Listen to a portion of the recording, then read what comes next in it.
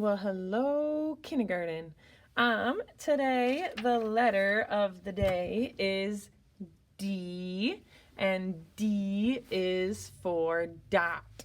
Now, at this point, you should have already watched the video where I taught you about a whole bunch of different art and artists that use dots.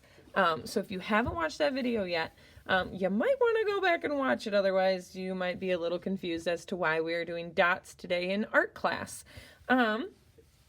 So you should have already learned about a bunch of different artists and a bunch of different art that uses dots. And so today for our art, so for our letter D page in our art books, we are going to just create dots for our letter D.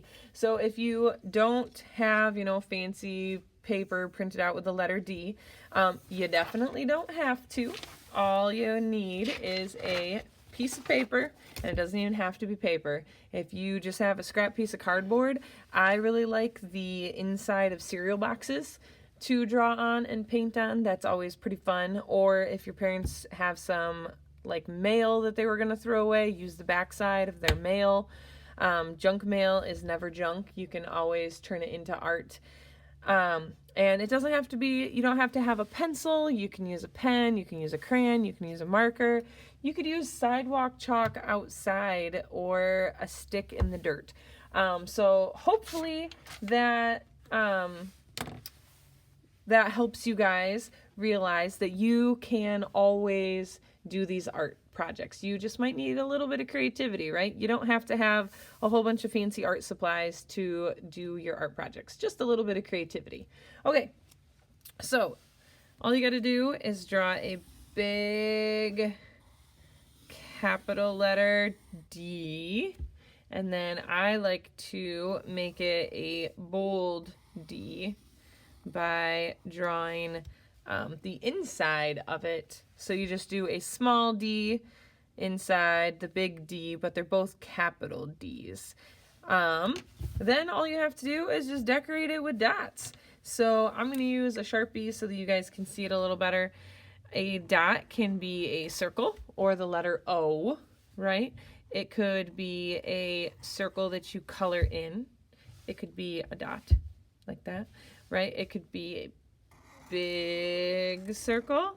It could be a circle inside a circle, right? You could do dots all around your dot.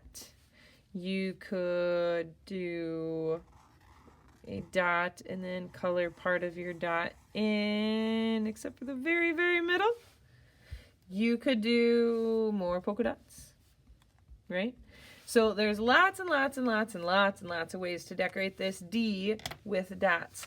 So this is my finished one, and it's not actually finished because I could still do a lot more dots around the outside, right? But I ran out of time and I wanted to make sure I got this video out to you guys today. So you can see on the inside I did all sorts of different kinds of dots, and I colored in some of my dots, and then I colored my whole letter D, and then I started doing dots on the outside.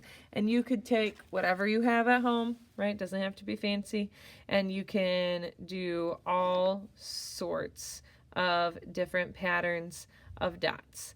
There's no wrong way to do this as long as you are making dots. So hopefully you had a great time today learning about some pretty cool artists.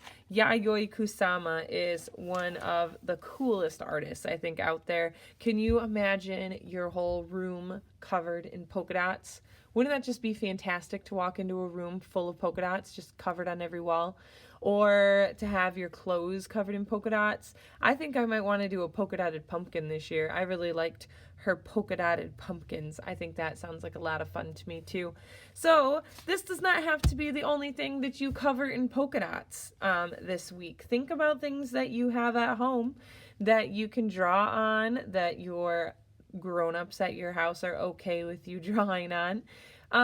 But you guys could, I like to take the empty like Pringles cans, or when my son was a little bit smaller, he had baby cereal canisters, and I like to paint those white and cover them in paintings.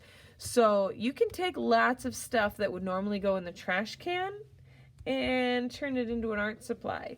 You can also find little circle stickers. So maybe you have some round stickers like from a yard sale left over that you can stick on your picture or on other things.